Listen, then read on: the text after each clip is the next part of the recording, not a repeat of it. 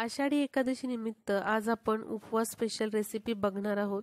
त्यासाठी 2 बटाटे आणि 1 रताळ स्वच्छ धुवून घेतलेला आहे। एका कुकरमध्ये अर्धा ग्लास पाणी टाकून आपल्याला झाकून याच्या मंद गॅसवर 2 शिट्ट्या काढून घ्यायच्या आहेत। तोपर्यंत आपण पुढची तयारी करूयात। इथे मी अर्धा वाटी साबुदाणा घेतलाय आणि 1 वाटी वरई घेतलेली आहे। यालाच भगर असे म्हणतात। भगर घ्यायच्या आधी व्यवस्थित स्वच्छ निवडून घ्या। आता एका मिक्सरच्या भांड्यामध्ये ही भगर टाकूयात आणि साबुदाणा टाकूयात। आता याची चांगली बारीक पूड तयार करून घेऊयात। बघा, असं पीठ आपण तयार करून घेतलेलं आहे। आता एका ताटामध्ये हे पीठ आपण काढून घेऊयात। रेडीमेड वरईचं पीठ आणि साबुदाणा पीठ देखील मिळतं, ते पण तुम्ही वापरू शकता। पण अगदीच सगळ्यांनाच ही पीठ अवेलेबल होतील असं नाही, मग तुम्ही घरच्या घरीच असं पीठ बनवून तयार करू शकता। आता मिक्सरच्या भांड्यामध्ये इथे 3 हिरव्या मिरच्या मी घेत आहे आणि या पण आपण चांगल्या बारीक करून घेणार आहोत मिक्सरमध्ये। तिखट किती तुम्हाला आवडतं त्या प्रमाणानुसार हिरव्या मिरचीचं प्रमाण कमी अधिक करू शकता। आता हे जे पीठ आहे थोडंसं मी बाजूला करते। आता कुकर पण थंड झालेला आहे, आपण त्याच्या 2 शिट्ट्या काढून घेतलेल्या आहेत। आता हे जे रताळ आहे त्याची साल आपण काढून घेतलेली ते आपण किसून घेऊयात आणि रताळ किसून झाल्यानंतर आपण बटाटा लगेचच किसून घ्यायचा आहे।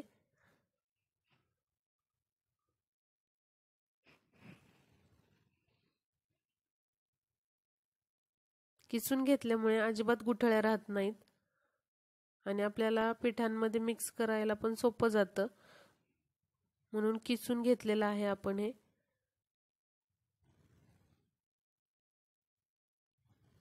रताळ आणि बटाटा दोन्ही किसून झालेला आहे। आता त्यामध्ये कुटून घेतलेली हिरवी मिरची टाकायची आहे।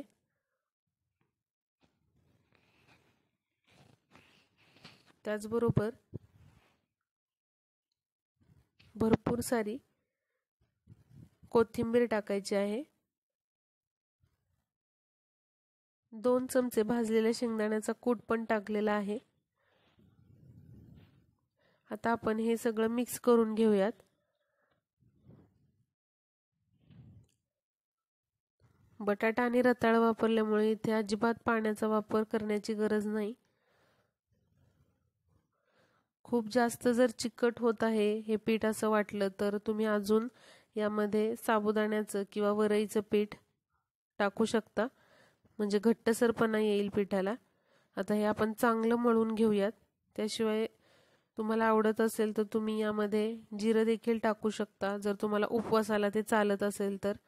तर इथे बघा, चांगला असा गोळा तयार करून घेतलाय आणि थोडंसं तेल लावून घेतलेलं आहे आणि पुन्हा मळून घ्यायचं आहे। उपवास नसेल तरीही तुम्ही हा नाश्ता झटपट असा करू शकता। यामध्ये मीठ टाकायची जी क्लिप आहे ती राहून गेलेली आहे, तर मीठ नक्की टाका। आता बघा, एक प्लास्टिकचा पेपर घेतलाय, त्यावर थोडंसं तेल टाकायचं आहे आणि असं लावून घ्यायचंय प्लास्टिकच्या पेपरला आणि हातावर असा गोळा घ्यायचा आहे। आता हा असा पसरवत न्यायचा आहे आणि व्यवस्थित असा या पेपरवर थापून घ्यायचा आहे।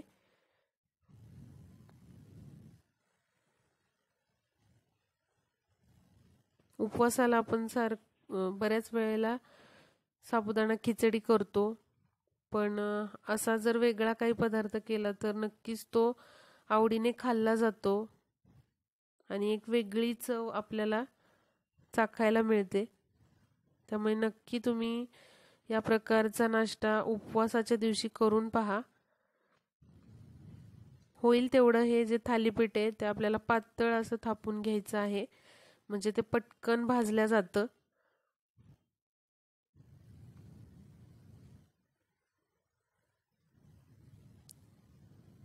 बघा हे व्यवस्थित पसरवून झालंय.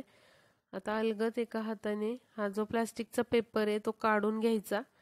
तवा गरम करून घ्यायचा आहे आधीच, त्यावर तेल पसरून घ्यायचंय आणि अलगद असा हा पराठा किंवा थालीपीठ यावर सोडायचंय.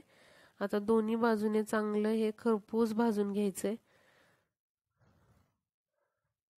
तेल सोडायचंय बाजूने किंवा तूप सोडू शकता.